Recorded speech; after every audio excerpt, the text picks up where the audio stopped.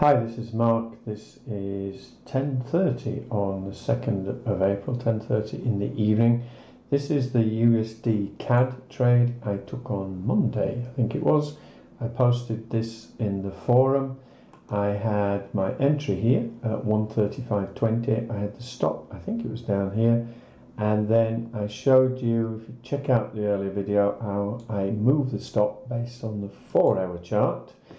And so after this move up here, the price consolidated, I moved the stop to here, and it's done absolutely nothing since, so it may well come back and take me out, but that will be the second part of the trade, because I took part of the profit off, would be 34 pips.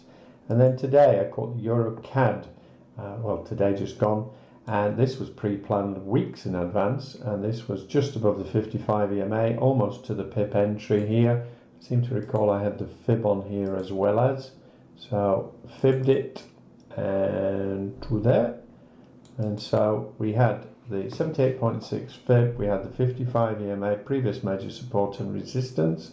Also seems to recall I think I had a trend line in here as well, so multiple reasons. Now this one I have risked 50 pips and we are now 50 pips in profit. I have the target at 200. And if I'm around tomorrow and it doesn't quite get here, I will take most of the profit off here and then leave the balance hopefully to run. But 1-4, 1-5 risk reward ratio. Now I need to manage the trade. So again, I'm going to go down to the 4-hour and I'm going to move the stop in here just below the whole number, below the 200 EMA and below the previous 4-hour candle close. So I'm going to grab this stop now and I'm going to go in here. And then that way I have locked in 33 pips profit, and I'm hoping we're going to catch a bigger one. Final one, I showed you in another update in the forum. I was looking at the yens, dollar yens in a too tighter range. The pound yen came back and touched the trend line 61.8 and 190 whole number. So 3-4 reasons here to take that trade. I preferred this euro yen for multiple reasons, more reasons here. And this is a potential entry at 162.20 with a stop at 161.65-ish, just below the previous support and resistance and the trend line and the 55 EMA, etc.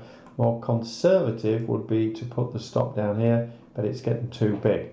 However, the potential gain on this is 400 pips. So once again, a possible 1-678 risk reward ratio. That's what I have on my chart at the moment. Catch you later.